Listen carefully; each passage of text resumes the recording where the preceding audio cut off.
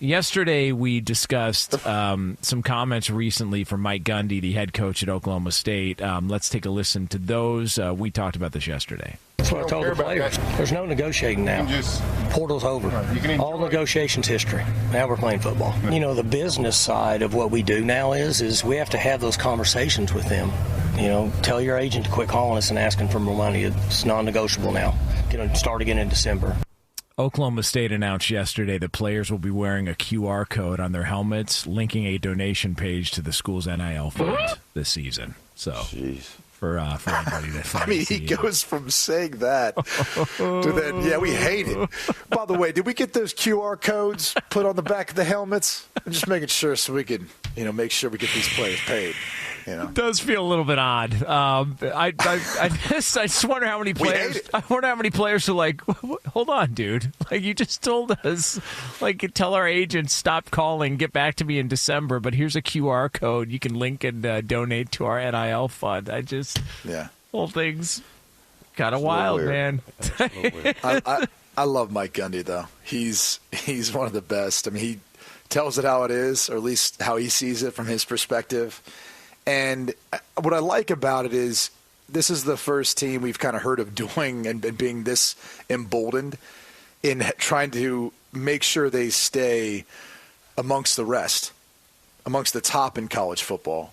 And for Oklahoma State, that's got to hit home a bit because your in-state rival has just left to go to another conference, which has, taken away Bedlam, at least as we used to know it.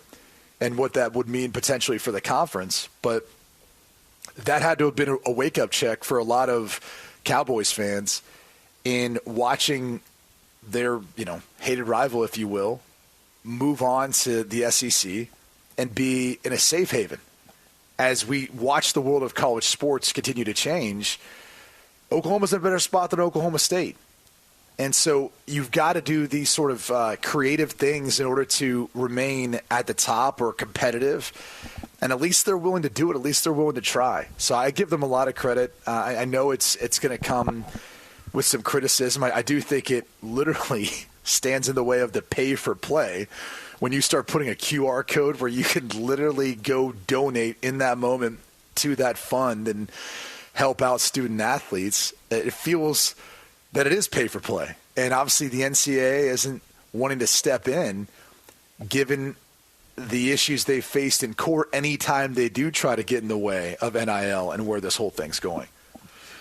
Yeah, talk about price on your head, huh? I just think that it's a tad bit. I don't know. I want to say it's innovative. I mean, I saw it yesterday, saw it pretty early. I mean, it's a sign of the times. There's so many different ways of trying to figure out how this all works and what direction you take it in. No one's going to be more endearing to the fans than the players, the ones that are participating. So I guess there's that element of it. But I just think that the deeper this rabbit hole continues to get, and the more information that continues to come out and is developing around NIL, it's just, to me, it's screaming for structure. There's just not enough infrastructure in place for NIL to be safe. I just don't feel like it's a safe place. I really don't.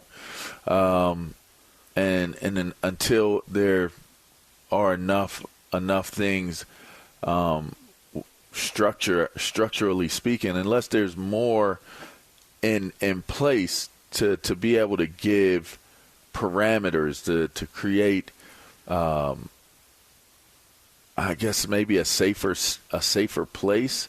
I don't maybe that's not what I'm looking for word wise, but I just feel like NIL, and I'm deep in NIL. I'm doing a lot of work in NIL, and it just seems to be so much lack of understanding as to what the space should represent, maybe versus what the space is representing right now. I think some people are trying to do it as correct as they possibly can under the circumstances of not truly understanding what NIL represents.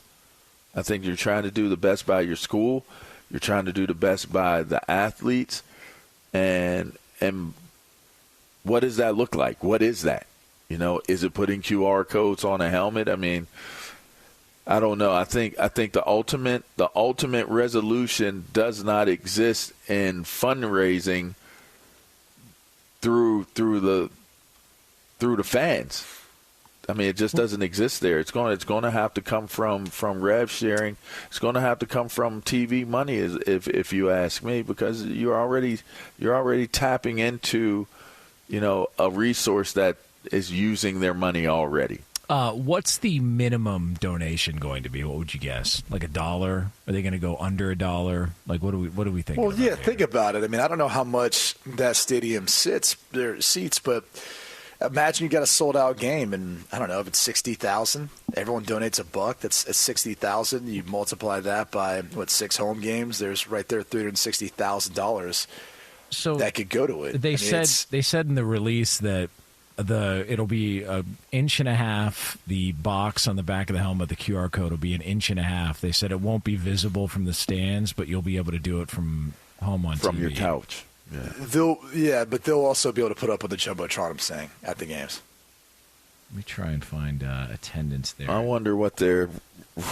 It's not a big stadium, but it's one of the most. The confines are tight. It is an intimate atmosphere. The way the fans there can bang on the sides of the pads actually down there at field level. Just under 54,000. Just under 54. Yeah, it creates a pretty cool atmosphere. I wonder if they have good internet during the game, where they can go in and do it. I just don't know who's going to do that. Like, I'm prompted to use a QR code to give money. When a guy hits a big play, you don't think if they show his helmet, they're not going to be like, let me donate to him. Let me donate to my boy. Yeah, I'm going to do it. I think I'm going to do it. I'm going to do it. I just want to try it. I just want to see what it is.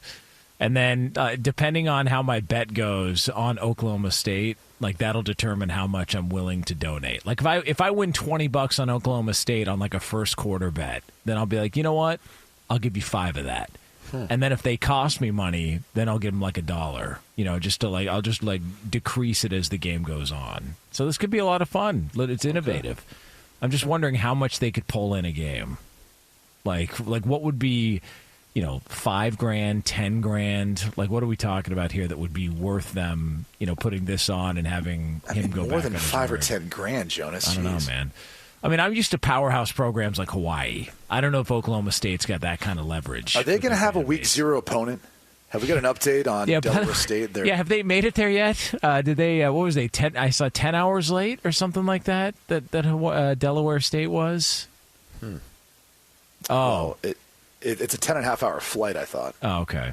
Well, listen, man. Whatever it is, you're running into things there. Timmy Chang's got that team firing on all cylinders. There'll be like 6,500 people there to watch it. So, all right. Playoff bound this year? Maybe. I mean, now that they've expanded it, they're not going to screw them over anymore. That was what was the issue. Yeah, they all right. Okay, Rainbow Warriors. They were getting squeezed out. All right. What you did there. Hey, by the way, how about who's the guy from West Virginia who's trash talking Penn State now? He's making some comments. Garnett Hollis Jr.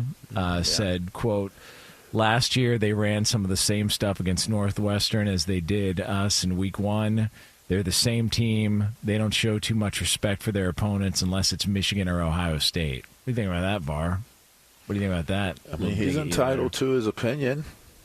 I would say our offense isn't good enough to be picking and choosing, how we call the game. I think they certainly want to put their best foot forward every week. Yeah. What do you think? There's a lot of pressure on Penn State to win. There's a lot of pressure on James Franklin to win. What do you think about this, though?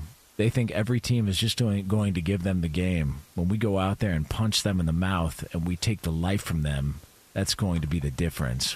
We got the quarterback to do it. We got the offense to put up points against those guys. We got the defense to shut them down. I'm ready to go against them. They played well last year. Yeah. You know, they were able to run the ball. They had a little bit of success running the ball last year. I mean, I think West Virginia's a good team, and they do have a good quarterback that's returning. I mean, I'm not sure how good their offensive line will be. Their O-line was the catalyst of why they were, to me, so good, at least so formidable in that game against us last year. But make no mistake about it, Penn State's defensive front will more than likely be better than what it was last year. No way. Yeah. Oh, yeah. Really? Denai Sutton is going to, remember the name. Number 33 is going to be Ignat as a defensive end. And they moved. Then they moved Abdul to the other end. He's almost, he's special at that position. You got Zane Durant on the inside with a host of other defense, Devon Els. Their defensive front is going to be better than what it was last year. I know we had Adisa. Go ahead. How do you feel about the fact that, the cornerback made the comment that Penn State only gets up or shows respect for Michigan, Ohio State? That's it. Yeah, do you feel like there's legitimacy in that? I don't buy that. No, I think if anything, I think that against Michigan and Ohio State, Penn State, and I think even historically, I just think they get tight against against Ohio State and Michigan. I don't know how this coaching staff is, but it just seems as though, that reputation is something that would be connected to us, that we get tight, and while we could play better, we don't because of the magnitude of the game, whether it be coaching, whether it be playing.